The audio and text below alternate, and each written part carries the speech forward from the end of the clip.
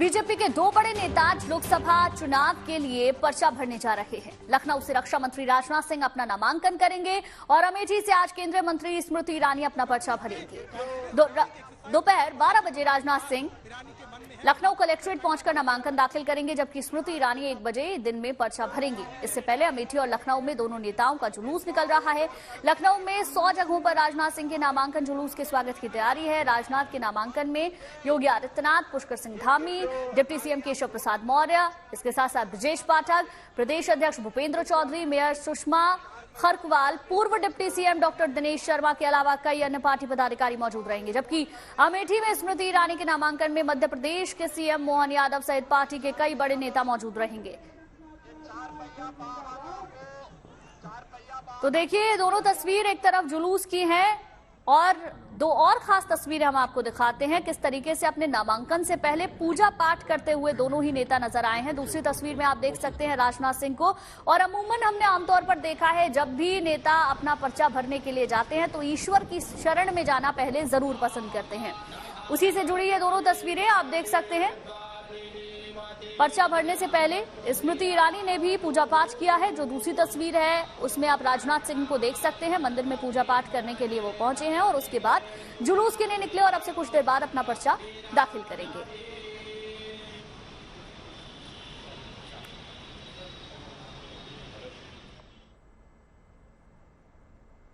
और अब आपको दिखाते हैं अमेठी में स्मृति ईरानी के नामांकन के लिए कैसी तैयारी है। स्मृति ईरानी अमेठी से चुनाव लड़ रही हैं, तो उनके नामांकन और रोड शो में लोगों की जबरदस्त भीड़ भी है। आपको दिखाते हैं कैसा है माहौल और लोग क्या कर रहे हैं। खास रोड शो की तैयारी पूरी हो चुकी है और अब से कुछ ही देर में रोड शो की शुरुआत होगी। और हम आपको पहली तस्वीर दिखाते हैं।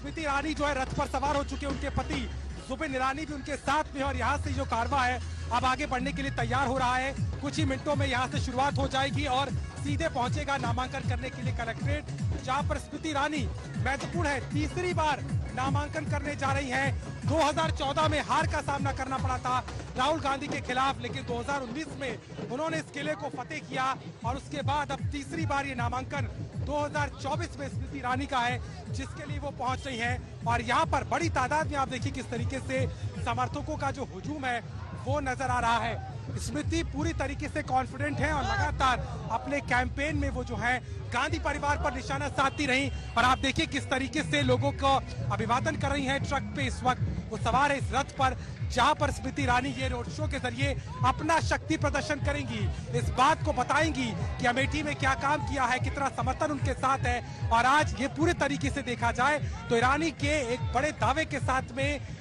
अमेठी की जनता को ये बताते हुए नजर आ रही है। तस्वीरों में आप देखिए स्मृति ईरानी ठीक अपने कार्यकर्ताओं को, अपने साथ के लोगों को इस रथ में सवार कर रही हैं। और इसके साथ ही वो पूरी तैयारी में हमें सुबह से नजर आई। अपने मंदिर में पूजन किया, आवाहन किया देवताओं का, तमाम तरह की पूजन अर्चन हुई और वहां पर दही और शक्कर जो कि शुभ मानी जाती है उसका सेवन करके आज आई है और दावा चला है। हालांकि कांग्रेस की तरफ से चुनौती किसकी होगी अभी तक साफ नहीं हो पाया है, लेकिन अपनी लगभग 1 महीने पहले ही यहाँ पर कर ली थी। लेकिन इस रोड शो के जरिए, इस नामांकन के जरिए शक्ति प्रदर्शन होगा और बड़ी तादाद में लोग यहाँ पर पहुंचेंगे और इसकी पूरी तस्वीर नजर आती है। कार्यकर्ता यहाँ पर गा रहे हैं जो फिर से हम भगवान लहराएंगे, जो राम को लाए हैं हम उनको लाएंगे, जो राम को लाए हैं हम उनको लाएंगे। यूपी में फिर से हम भगवान लहराएंगे, यूपी में फिर से भगवान लहराएंगे दावा हो रहा है। देखिए कार्यकर्ताओं में उत्साह है और यही उत्साह जो है बीजेपी को लगता है कि अमेठी में स्मृति ईरानी की दूसरी जीत को और सुनिश्चित करेगा। प्रधानमंत्री मोदी के बड़े पोस्टर के साथ स्मृति ईरानी अपने काम को लेकर के पहुंच रही है। और सीधे तौर पर अगर देखा जाए तो ये लड़ाई काफी दिलचस्प होगी अगर कांग्रेस यहाँ पर राहुल गांधी को उतारती है। जिस तरीके की खबरें हैं, यूपी यूनिट ने कांग्रेस की राहुल गांधी का नाम प्रस्तावित किया और माना जा रहा है कि आज वो घड़ी आ सकती है। लेकिन समर्थकों की संख्या देखिए जो बड़े तौर पर यहाँ पर पहुंचे हैं और इस बात की बात कर रहे हैं। आज नामांकन है, कितना उत्साह है? बहुत जबरदस्त उत्साह। चिलचिलाती धूप में महिलाएं, ये आप देख सकते हैं कितनी असंख्य रूप में महिलाएं दीदी के साथ। राहुल गांधी आ जाएंगे तो कोई दिक्कत होगी? कोई दिक्कत नहीं, उनसे किसी को कोई डर नहीं, किसी का दीदी की जीत पक्की है, तय है। क्या अमेठी का सेंटीमेंट कहाँ है? राहुल गांधी के साथ में नहीं है? बिल्कुल नहीं है, बिल्कुल नहीं। वो जब भी सांसद थे नहीं थे, कभी भी वो अमेठी में कभी आए नहीं, किसी से मिले राहुल नहीं। गांधी की जमानत जब्त। राहुल गांधी 5 साल में एक बार। अमेठी के लोग क्यों पसंद करते हैं, स्मृति ईरानी को क्यों पसंद करते हैं? क्योंकि वो महिलाओं के लिए बहुत अच्छा काम करती है। महिलाओं के लिए उन्होंने बहुत कुछ किया। बड़ी जीत होगी आपको लग रहा है? बिल्कुल। तो स्मृति को लेकर किस तरीके का उत्साह है वो तो आपने देखी। अब सीधी तस्वीरें देखिए, अमेठी से सीधी तस्वीरें हमें मिल रही हैं। पर्चा भरने से पहले स्मृति ईरानी रोड शो कर रही हैं। उससे पहले की भी तस्वीरें हमने आपको दिखाई जब स्मृति ईरानी पूजा करने के लिए पहुंची थी। उनके साथ में आप देख सकते हैं मध्य प्रदेश के मुख्यमंत्री मोहन यादव को। इस रोड शो के दौरान कहीं न कहीं स्मृति ईरानी ये दिखाने की कोशिश कर रही है कि किस तरीके से अमेठी की जनता और भारतीय जनता पार्टी मजबूती के साथ आगे बढ़ रही है, काम कर रही है और चुनाव में जीत भी हासिल करेगी। अमेठी वही गढ़ है जिसे कांग्रेस का राज जहां पर माना जाता था, लेकिन उनका किला ढहाने के बाद स्मृति ईरानी एक बार फिर से वहां से उम्मीदवार। और हैरानी की बात यह है कि अभी तक इस सीट से कांग्रेस पार्टी अपना उम्मीदवार नहीं उतार पाई है। बहरहाल ये तस्वीरें अमेठी से सीधी मिल रही हैं। स्मृति ईरानी अपना पर्चा दाखिल करेंगी, करीब 1 बजे का समय बताया जा रहा है। उससे पहले की ये सीधी तस्वीरें, और इसमें आप देख सकते हैं उनके साथ में मौजूद हैं मध्य प्रदेश के मुख्यमंत्री मोहन यादव।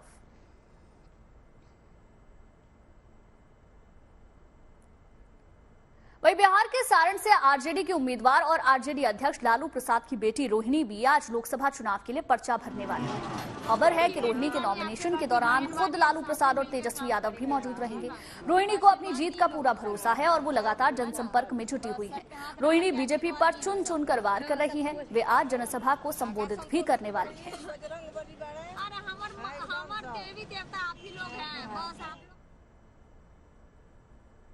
वहीं लोकसभा चुनाव 2024 के तीसरे और बाकी चरणों के मतदान के लिए प्रचार चरम पर है। देश के कोने कोने में जिन क्षेत्रों में मतदान होने वाला है उन इलाकों में उम्मीदवार चुनाव प्रचार और जनसंपर्क में पूरा जोर लगा रहे हैं।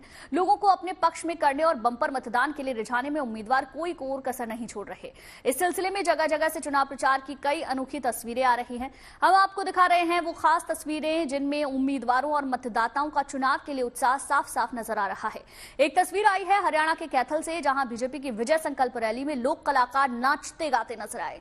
वहीं हरियाणा के हिसार में कांग्रेस नेता और लोकसभा उम्मीदवार मतदान से पहले ही जश्न के मूड में दिखे। उन्होंने नेताओं और कार्यकर्ताओं को मिठाइयां खिलाई। वहीं अपने निर्वाचन क्षेत्र अमेठी में केंद्रीय मंत्री स्मृति ईरानी स्कूटी पर सवार होकर लोगों के बीच प्रचार करती हुई दिखी। तो तमिलनाडु के धर्मपुरी में एआईएडीएम के नेता पलनीसामी लोगों को छाछ और फल बांटते हुए नजर आए। अनोखी तस्वीर हिमाचल के चंबा से भी सामने आई है। यहां बीजेपी उम्मीदवार कंगना के पक्ष में प्रचार के लिए बीजेपी विधायक जनक राज बर्फीले इलाके में कार्यकर्ताओं के साथ पदयात्रा करते नजर आए। तो मध्य प्रदेश के गुना में केंद्रीय मंत्री ज्योतिरादित्य सिंधिया की पत्नी बाजार में जनसंपर्क करती और दुकानदारों से वोट मांगती हुई दिखी। इस दौरान मिठाई की दुकान पर उन्होंने मिठाई भी खाई।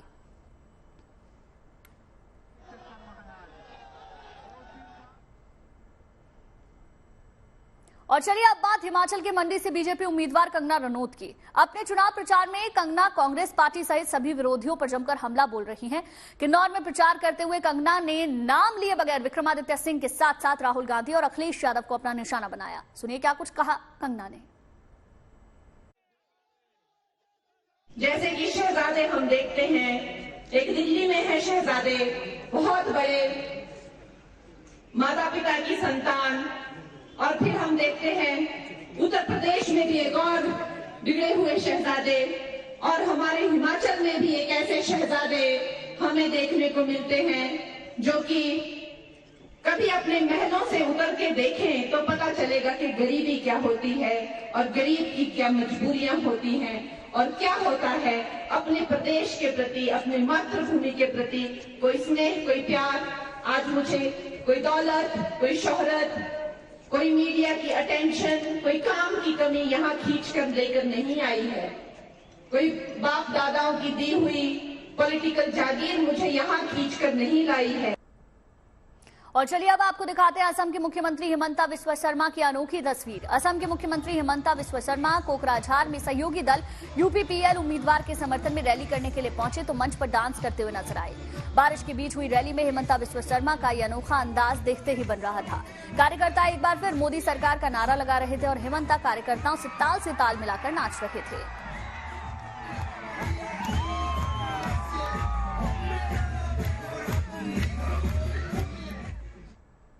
चुनाव आता है तो नेताओं की भावुकता बढ़ जाती है। छोटी छोटी बातों पर आंखें नम हो जाती हैं। चुनाव के दरमियान कुछ नेता भावुक हो जाते हैं तो कुछ अपने छिपे हुए हुनर का जलवा बिखेरने लगते हैं।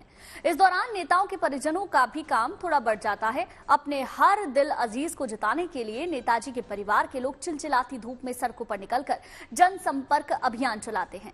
थोड़े बहुत वोट का भी जुगाड़ कर दिया जाता है तो काम बन जाता है। आपके यहाँ हमारे सीनियर लीडर महाबल मिश्रा जी हैं। ये पहले भी आपके यहाँ सांसद रहे हैं। ये आपके सुख दुख में काम आते हैं।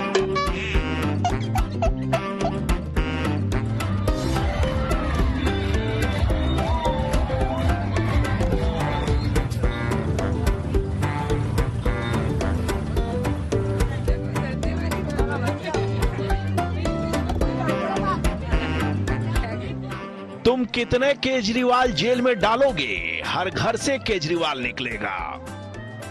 और अगर हर घर से ना भी निकला तो उन्हीं के घर से तो निकल ही आएगा, मतलब निकल आएंगी। केजरीवाल जेल में है तो लेडी केजरीवाल यानी उनकी अर्धांगिनी सुनीता केजरीवाल ने आधा नहीं बल्कि प्रचार का पूरा मोर्चा संभाल लिया है। वो भी हल्के फुल्के अंदाज में नहीं, मुकाबला होगा तो कायदे से होगा, इसलिए रोड शो कर रही हैं लेडी केजरीवाल। पश्चिमी दिल्ली से आप उम्मीदवार महाबल मिश्रा के पक्ष में खुद रूफटॉप विंडो से नमूदार हुई और पीछे गाड़ी की रूफ पर चौकड़ी मारकर बैठ गए महाबल मिश्रा।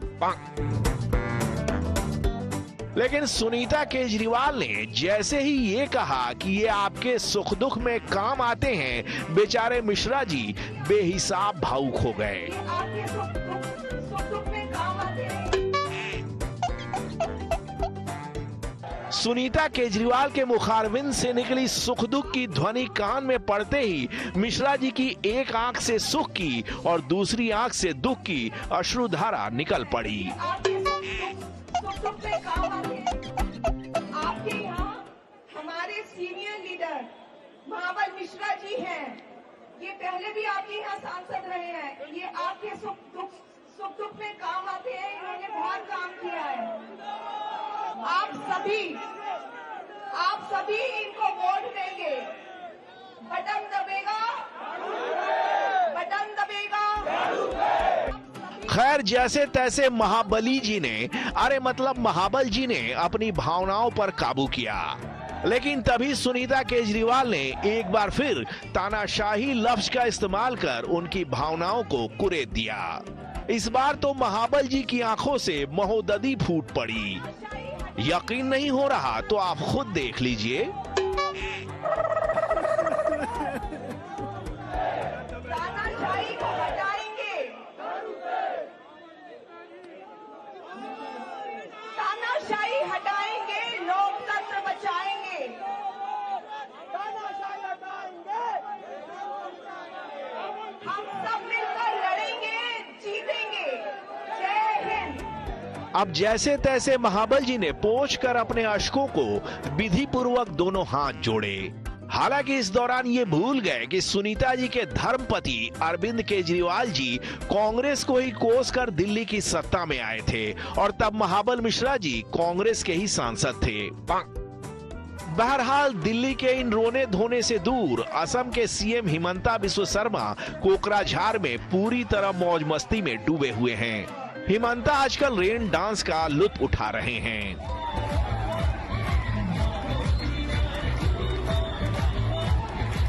अपने सहयोगी दल यूपीपीएल के उम्मीदवार के समर्थन में वोट मांगने के लिए हिमंता जब कोकराझार की रैली में पहुंचे तो बारिश होने लगी।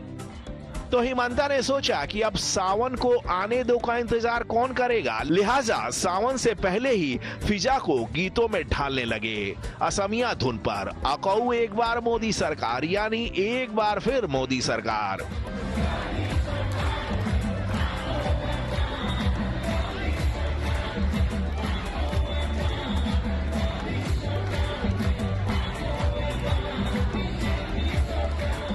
चुनाव में और कुछ हो या ना हो, नेताओं के गुप्त हुनर जरूर प्रकट हो जाते हैं। हिमांता कोकराझार में रेन डांस के हुनर का जलवा बिखेर रहे हैं, तो इधर स्मृति ईरानी पीली साड़ी और नीले हेलमेट में स्कूटी पर निकल पड़ी हैं अमेठी की अंधेरी रातों में सुनसान राहों पर।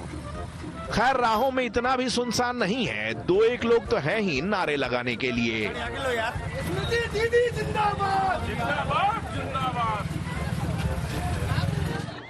चुनाव की यही तो खासियत है, हारे जीते कोई भी जनता का इंटरटेनमेंट टैक्स फ्री फुलटूस मनोरंजन हो जाता है।